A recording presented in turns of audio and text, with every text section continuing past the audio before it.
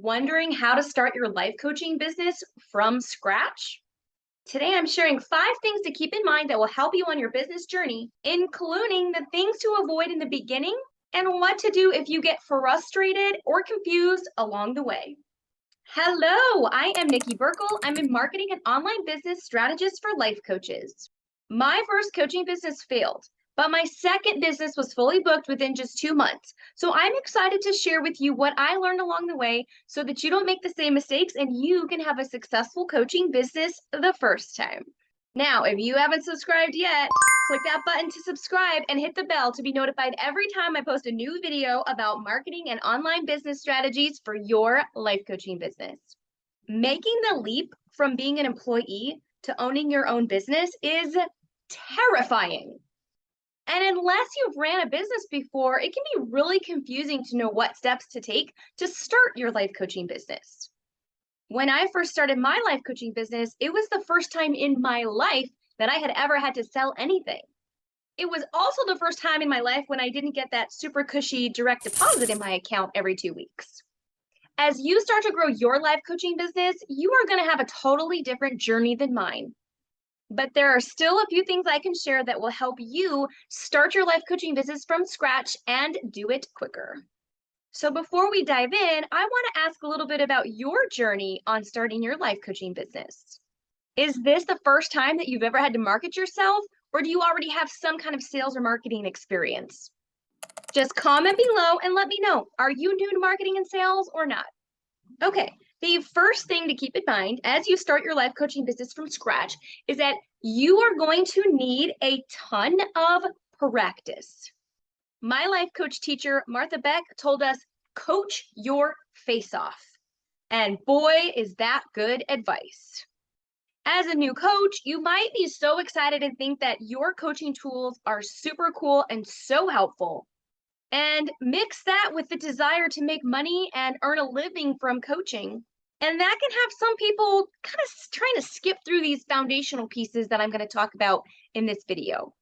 So keep it in mind. You're going to want lots of practice. They have that 10,000 hour rule. I don't believe in like an exact science of 10,000 hour rule, but I do think it's a great reminder of if you're a coach and you've been doing it for a few months, you're going to need more practice than just a few months. It's not that you can't get paying clients yet. It's just that practicing will help you build confidence, and it will also help you uncover who you're meant to coach and what problems you want to help them solve.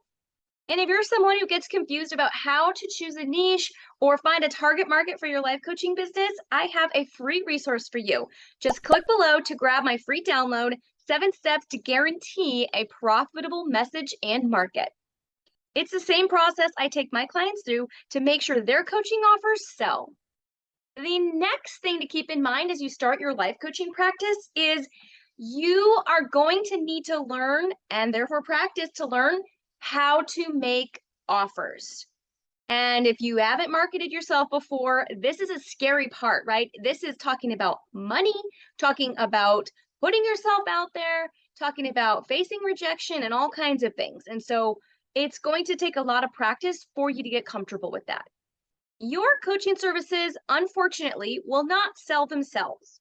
It would be really nice if you could throw up a quick website, put a link to your calendar, and just have your calendar fully booked right away, but that's not usually how it works. It's a great idea to practice selling your coaching offer, even if it's free and it's practice clients. That still gets you in the action of making offers and putting yourself out there. And if you're new to marketing and sales, in the online space, there are things called conversion rates. So a conversion rate can exist like at a website, how many websites visit you and then turn into a lead or a client. If you send somebody to a landing page, what percentage of them get entered their email address so that you can send them something. When somebody looks at your sales page, what percentage of them actually sign up for a call, things like that.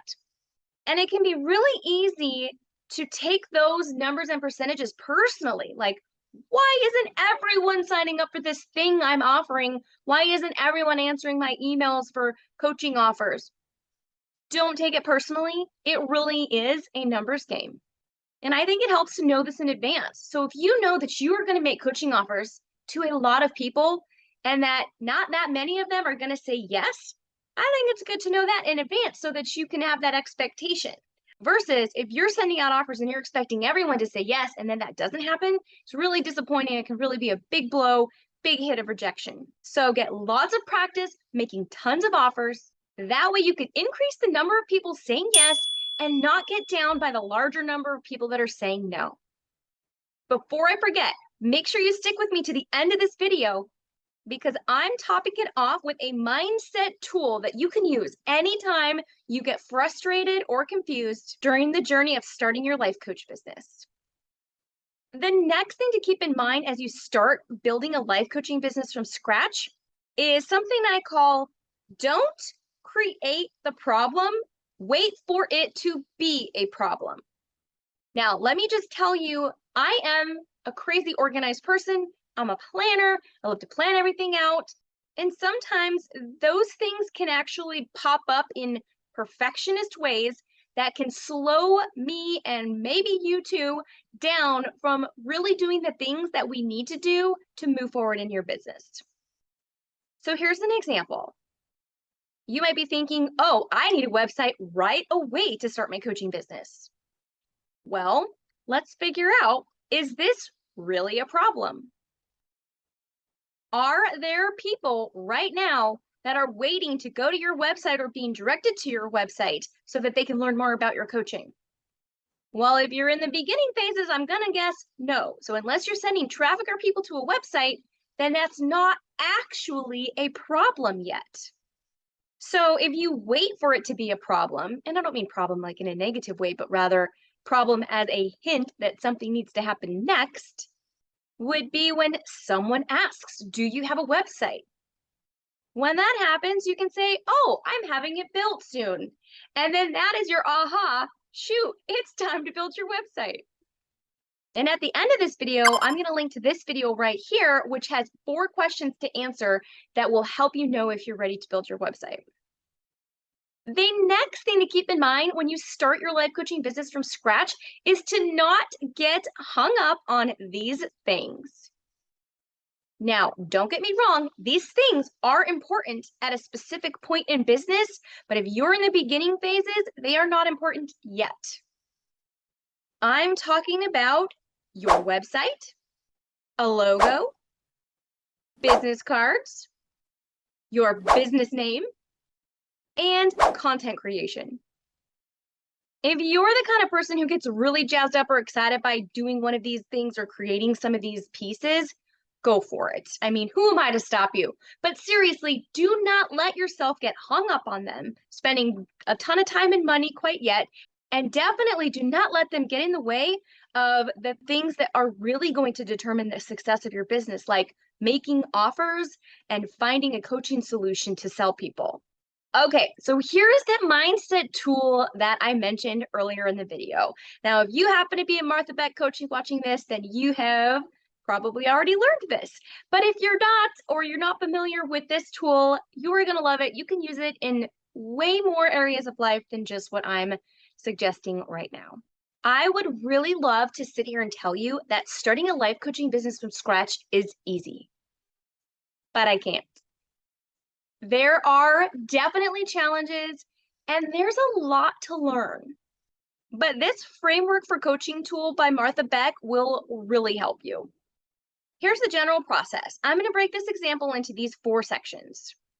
We'll start with identifying a circumstance, then figure out what thought you might have about the circumstance, then take a look at what feeling is being caused by that thought, and finally, see what actions you're taking because you're feeling that way. There is totally a helicopter flying around in my neighborhood right now, so I really, really hope you cannot hear it. But I'm going to continue even if you can. So here's the example we're using if things start to get hard while you build your life coaching business from scratch. Let's say you are feeling super frustrated because you have just emailed a whole bunch of people with your coaching offer and nobody said yes. It really seems like nobody wants to buy your coaching services. Then this leads to you binging a pint of ice cream and believing that you'll never make it as a successful life coach. Using the framework, let's break it down. The circumstance is you've really emailed 50 people and none of them said yes. The thought that you're having because of that circumstance is nobody wants to buy your coaching. The feeling that's caused by a result of that thought is you are frustrated.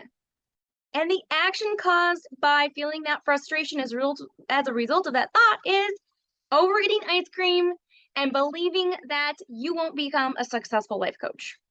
So now we've identified the single thought. Nobody wants to buy my coaching. At first, it might seem like the act of emailing 50 people and having none of them respond as a yes would be the thing that's causing frustration, but it's really the thought about the circumstance. So it's the thought that nobody wants to buy your coaching as a result of you emailing those people and nobody saying yes. So now that you've pinpointed the thought to work on, that's where you really get self-coaching involved, or you can contact another coach, maybe me, and get coached around that thought, because those thoughts are going to impact your results. If you are really convinced that nobody wants to buy your coaching, what kind of actions do you think you're going to take as a result of that? Yeah, eating the pint of ice cream and believing that you're going to fail. So when you can work on dissolving or changing that thought for yourself, that will help you move forward much, much faster and with a lot less suffering. So be sure to remember this. You are going to face challenges as you start to build your life coaching business. You can handle them. These challenges will help you grow, and they are preparing you for the next step of whatever is coming next. Do you need some guidance on getting clarity about who to coach or what market to choose? Then I want you to click below and download my free guide, 7 Steps to Guarantee a Profitable Message and Market. It's the same steps I take my clients through to help them make sure that they have a coaching offer that sells. And if you haven't subscribed yet, hit the button to subscribe and click the bell to be notified every time I post a new video about marketing and online business strategies to help you grow your life coaching business. Also, I mentioned earlier, I would link to this video, so you can click right here to check out when to create your coaching website. This video has 4 questions that you can ask yourself to see if you're really ready for that next step of creating your website.